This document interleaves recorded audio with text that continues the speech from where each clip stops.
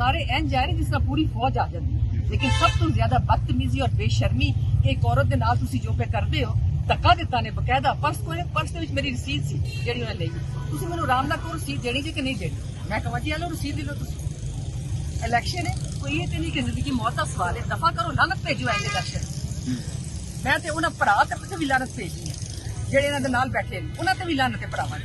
बड़ा मेरा भरा है ना, लेकिन इस वक्त मैनूं शर्म नहीं आती जो अपना भरा कहते कि जी भैन की इज्जत से सेफ्टी है। तो वही भरा ने जिन्होंने मैंने डिस्ट्रिक्ट कौंसल के इलेक्शन वास्ते आख्या कि तू लड़, या तो होवे ना कि साडे खानदान च औरतां बाहर नहीं जांदियां। उस वक्त मैं सारा कुछ ठीक सी, इस वेले जे परवेज साहब के नाल मैं, और हालांकि मैंने आख्या इस बंदे सारे बंदे आख्या कि परवेज साहब इतने नहीं इलेक्शन लड़े, PP 34 है, लेकिन फिर भी मेरी गल नहीं सुनी गई। जिस तरीके उन्होंने धक्का दिता अल्लाह वेखता सी ना पिया, उन्होंने अल्लाह जरूर पूछेगा। मतलब मैं औरत के कोलों पर्स खोड़ा, तुसी आराम दे नाल कहो जी मैनूं रसीद दे दिओ, ते मैं तुहानूं रसीद फड़ा दियां। मैं लानत भेजनी सी उस रसीद नूं, की करना सी रसीद। और मैं अपने कोलों जिहड़े बंदे नाल दो ने प्रपोजल सैकटरी मैं उन्होंने सेफ भी करनी है, और नाल औरत सी मेरे उन्होंने भी चुक के लै गए, वो भी नहीं पता लगता पिया। सोबिया सरफराज है, वो भी नहीं पता लगता था कितने गए।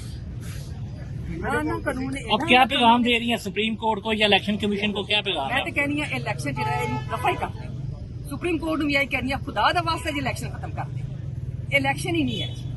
ये तुसी एकदम आराम दे नाल कहो जी ए बंदे असीं सिलेक्ट कीते ने, असीं कहांगे जी बिल्कुल ठीक है जेहड़े तुसीं सिलेक्ट कीते, असीं घरां च आराम दे नाल बैठ जाने। जे ए जी बेइज्जती करानी है सड़कां ते इन्हां बंदियां दे अगे बेइज्जती करानी है, तो इलेक्शन दा की फायदा है? किहदे वास्ते इलेक्शन पे लड़ने? बिल्कुल लानत भेजनी है। सारे इंज जा रहे जिस तरह पूरी फौज आ जाती है, लेकिन सब तो ज्यादा बदतमीजी और बेशर्मी एक औरत दे नाल तुसी जो पे करदे हो, धक्का दिता ने बकायदा पर्स दे विच मेरी रसीद सी जेडी उन्हें लई। तुसी मैनूं आराम नाल कहो रसीद देनी जे कि नहीं देनी। मैं कहां जी लो रसीद लो तुसी। इलेक्शन है कोई ये तो नहीं कि जिंदगी मौत का सवाल है, दफा करो लानत भेजो आए इलेक्शन। मैं तो उन्हें भरा ते भी लानत भेजनी है जेडे इन्हां दे नाल बैठे ने, उन्हां ते भी लानत है भरावां ने। बड़ा मेरा भरा है ना, लेकिन इस वक्त मैनूं शर्म नहीं आती जो अपना भरा कहते कि जी भैन की इज्जत से सेफ्टी है। तो वही भरा ने जिन्होंने मैंने डिस्ट्रिक्ट कौंसल के इलेक्शन वास्ते आख्या कि तू लड़, या तो होवे ना कि साडे खानदान च औरतां बाहर नहीं जांदियां। उस वक्त मैं सारा कुछ ठीक सी, इस वेले जे परवेज साहब के नाल मैं, और हालांकि मैंने आख्या इस बंदे सारे बंदे आख्या कि परवेज साहब इतने नहीं इलेक्शन लड़े, PP 34 है, लेकिन फिर भी मेरी गल नहीं सुनी गई। जिस तरीके उन्होंने धक्का दिता अल्लाह वेखता सी ना पिया, उन्होंने अल्लाह जरूर पूछेगा। मतलब मैं औरत के कोलों पर्स खोड़ा, तुसी आराम दे नाल कहो जी मैनूं रसीद दे दिओ, ते मैं तुहानूं रसीद फड़ा दियां। मैं लानत भेजनी सी उस रसीद नूं, की करना सी रसीद। और मैं अपने कोलों जिहड़े बंदे नाल दो ने प्रपोजल सैकटरी मैं उन्होंने सेफ भी करनी है, और नाल औरत सी मेरे उन्होंने भी चुक के लै गए, वो भी नहीं पता लगता पिया।